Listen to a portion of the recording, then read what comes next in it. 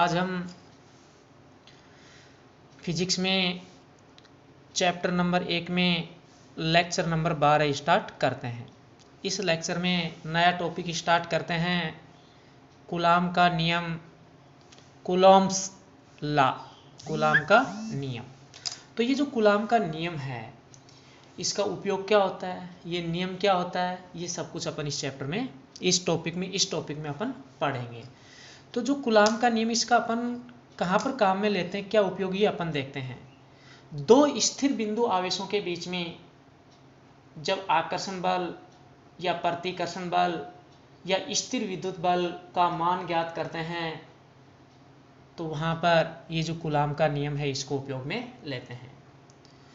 तो दो बिंदु आवेशों के बीच में जो आकर्षण बल या प्रतिकर्षण बल लगता है, इसी को स्थिर विद्युत बल हम कहते हैं। आवेशों के बीच में जो आकर्षण बल या प्रतिकर्षण बल लगता है, ये आवेशों की प्रकृति पर निर्भर करता है।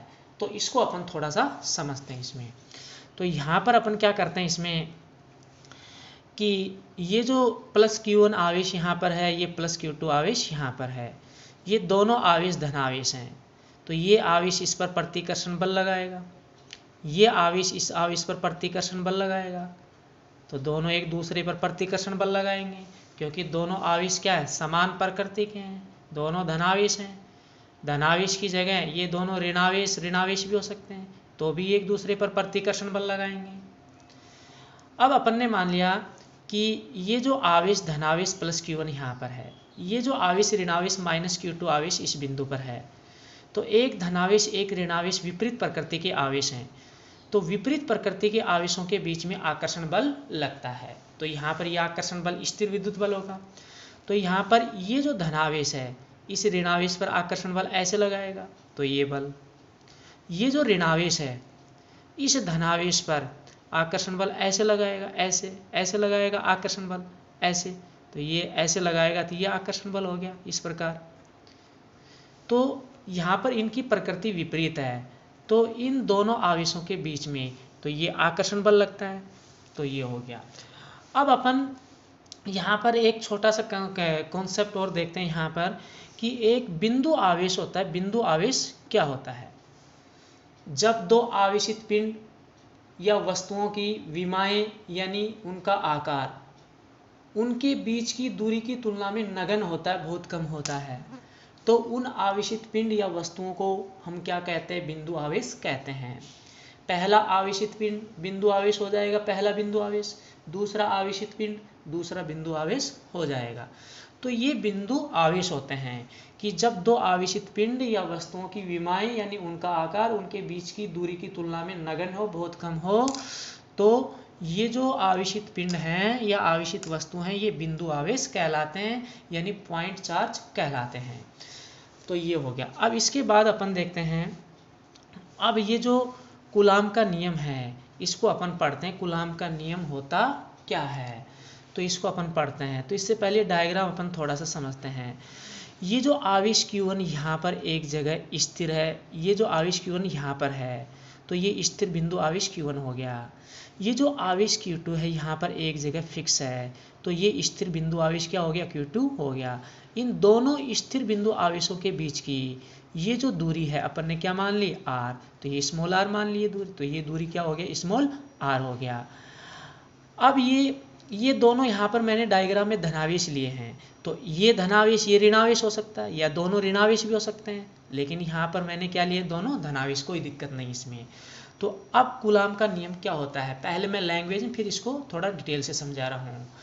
कूलाम के नियमानुसार दो स्थिर बिंदु आवेशों के बीच में लगने वाला जो आकर्षण बल या प्रतिकर्षण बल या स्थिर विद्युत बल का जो मान है, वो दोनों आवेशों के परिमाणों के गुणनफल के समानुपाती तथा इनके बीच की दूरी r के वर्ग के क्या होता है, व्युत्क्रमानुपाती होता है। तो सबसे पहले अपन देखते हैं कूलाम के नियमानुसार इसमें क्या होता है कि इन दोनों स्थिर बिंदु आवेशों के बीच में लगने वाला आकर्षण या प्रतिकर्षण बल का मान दोनों आवेशों के परिमाणों के गुणनफल के समानुपाती होता है। तो यहाँ पर अपन लिख देंगे कि आवेशों के इन स्थिर बिंदु आवेशों के बीच में लगने वाला ये जो आकर्षण या प्रतिकर्षण बल F है, इन आवेशों के परिमाणों के गुणनफल के क्या होता है, समानुपाती। तो गुणनफल के समानुपाती हो गया। तो ये हो गया, ये समीकरण नंबर 1। तथा इस नियमानुसार आवेशों, स्थिर बिंदु आवेशों के बीच में लगने वाला आकर्षण या प्रतिकर्षण बल जो F होता है, इसका मान बीच की दूरी r के वर्ग के व्युत्क्रमानुपाती होता है। तो बीच की दूरी के वर्ग के व्युत्क्रमानुपाती हो गई। तो ये हो गया अपने पास यहाँ पर। तो F समानुपाती 1/r², या जो F है दूरी r के वर्ग के व्युत्क्रमानुपाती है। तो ये हो गया, ये समीकरण नंबर 2 होगी। अब समीकरण और 1 और 2 को अपन कंबाइन करके लिखेंगे, क्योंकि ये समीकरण 1 और 2 में ये पूरा कूलाम का नियम है। तो यहाँ पर लिख देंगे समीकरण 1 में 2 से। तो यहाँ पर F और 2 में भी F, तो दोनों समीकरणों F, तो ये F आ गया। समानुपाती, तो ये समानुपाती हो गया। Q1 Q2, तो Q1 Q2 1/r², इससे मल्टीप्लाई करेंगे जब कंबाइन करके लिखते हैं। तो यहाँ पर क्या आ गया, 1/r², तो बट्टा में r² हो गया। तो ये F समानुपाती को हटाए बराबर नियतांक आए, जिसको कैसे लिखेंगे, Q1 Q2/r², तो Q1 Q2/r² ये आ गया। तो ये कूलाम का नियम आ गया। तो ये कूलाम का नियम आ गया। तो अब यहाँ पर ये जो K है, K क्या होता है ये अपन देखेंगे। K ये जो K होता है, ये एक समानुपाती नियतांक होता है, और इस K का जो मान है वो माध्यम की प्रकृति पर निर्भर करता है। माध्यम की प्रकृति का मतलब ये है कि इन आवेशों के बीच में कोई पदार्थ है या फिर वायु या निर्वात है, तो ये माध्यम की प्रकृति होता है, इस पर निर्भर करता है। तथा मापन की जो पद्धति है उस पर भी इसका मान निर्भर करता है। तो अब अपन इसमें क्या करेंगे कि ये जो K है इसका मात्रक निकालेंगे। तो ये सूत्र यहाँ से अपन ने यहाँ पर लिख दिया, K बराबर ये हो गया, इसको इससे ये वज्र गुणा कर दिया, Q1 Q2 का भाग लगाएंगे, तो ये फॉर्मूला आ गया। तो अब यहाँ से K का मात्रक लिखेंगे, तो ये K का सूत्र है, तो ये यहाँ पर लिखेंगे तो K का मात्रक ये बराबर, अब F बल का न्यूटन इंटू R दूरी का मीटर स्क्वायर बटे आवेश Q1 का कूलाम, Q2 आवेश जो इसका कूलाम, तो कूलाम गुणा कूलाम, ये कूलाम स्क्वायर हो गया। अब ये जो K का मात्रक है, इस K के मात्रक को अपन क्या करेंगे, सिंबल प्रतीक के रूप में अपन लिखेंगे। तो न्यूटन को N से लिखते हैं, इंटू मीटर को M से स्क्वायर लिख दिया, बटे कूलाम को C से स्क्वायर है, तो स्क्वायर अपन ने कर दिया, तो ये आ गया। अब ये जो न्यूटन है, बल का न्यूटन, दूरी का मीटर, आवेश का जो यहाँ पर कूलाम है, ये M के से SI पद्धति में मात्रक है। तो यहाँ पर जो K का मात्रक M के से SI पद्धति में मात्रक आ जाएगा ये, तो ये हो गया। अब अपन इसमें क्या करते हैं कि दो स्थिति पढ़ेंगे। तो सबसे पहले स्थिति फर्स्ट अपन लेते हैं। तो स्थिति फर्स्ट क्या है, जब इन दो स्थिर बिंदु आवेशों के बीच में या तो वायु है यहाँ पर या निर्वात का मतलब वायु नहीं है, या तो वायु है या निर्वात है, तो इन आवेशों के बीच में जो आकर्षण बल या प्रतिकर्षण बल लगेगा उसका सूत्र क्या होगा, यानी कूलाम का नियम क्या होगा इस स्थिति में, ये अपन देखेंगे यहाँ पर। तो जो कूलाम का नियम है, बल का सूत्र है कूलाम के नियम में, ये सूत्र यहाँ से मैंने यहाँ पर लिख दिया, तो ये हो गया। अब आवेशों के बीच में जब वायु या निर्वात होता है, तो ये जो K होता है, इस K का जो मान यानी सूत्र होता है वो 1/4πε0 होता है। अब यहाँ पर ये जो एप्सिलॉन 0, तो ये जो एप्सिलॉन 0 होता है, इसको वायु या निर्वात की विद्युतशीलता कहते हैं। ये एप्सिलॉन 0 या एप्सिलॉन नॉट है, इसको अपन ऐसे लिख सकते हैं, एप्सिलॉन 0। तो ये एप्सिलॉन 0 एप्सिलॉन नॉट होता है ये वाला, तो ये हो गया। अब ये जो एप्सिलॉन 0 कांस्टेंट होता है, इसका मान होता है कितना होता है, 8.85 × 10⁻12 ये होता है। और एप्सिलॉन 0 का ये मात्रक होता है कूलाम स्क्वायर बटे न्यूटन इंटू मीटर स्क्वायर, यानी जो K का होता है इस K का क्या होता है, उल्टा होता है। ये मात्रक कैसे आया आगे आपको निकाल कर बताएंगे इसमें। तो अब अपन क्या करते हैं, K बराबर ये हो गया, तो 1 बटे, तो ये हो गया। अब ये 4 आ गया, पाई की वैल्यू आ गई यहाँ पर।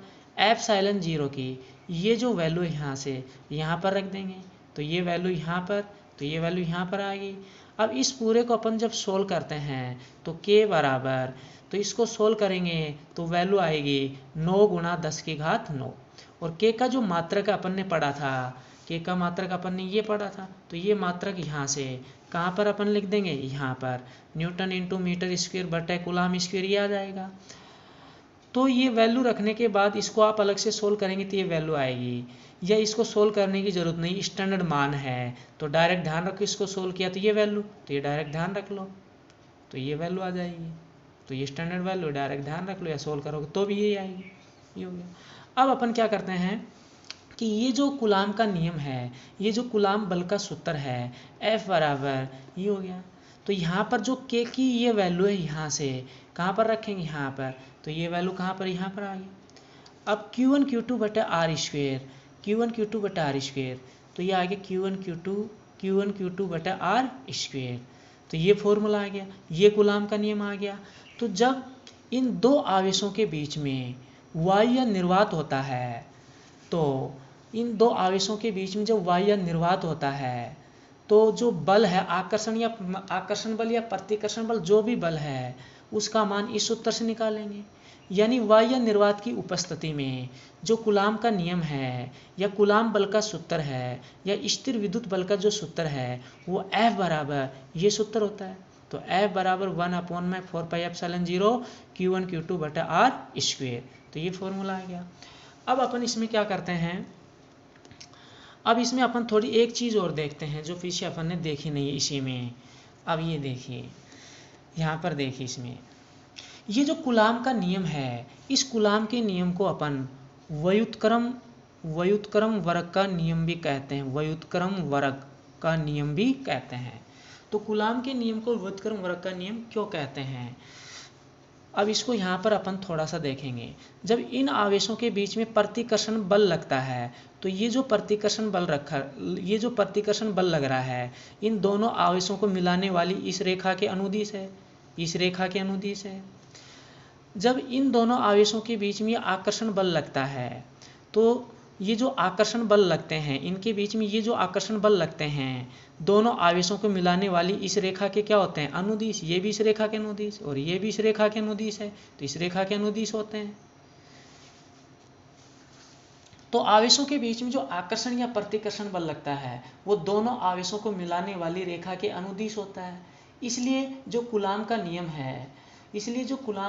है, इसे अपन व्युत्क्रम वर्ग का नियम भी कहते हैं। तो ये हो गया अपने पास, तो ये हो गया। अब इसमें क्या बच गया, अब अपन क्या करेंगे, इसके बाद यहाँ पर अपन स्थिति सेकंड पढ़ेंगे, तो स्थिति अपन सेकंड पढ़ेंगे। फिर इसके बाद अपन क्या करेंगे, इसमें ε0 का मात्रक निकालेंगे, ε0 का वी में सूत्र निकालेंगे। तो ये सब कुछ अपन इससे आगे करेंगे। इस लेक्चर में इतना ही, धन्यवाद।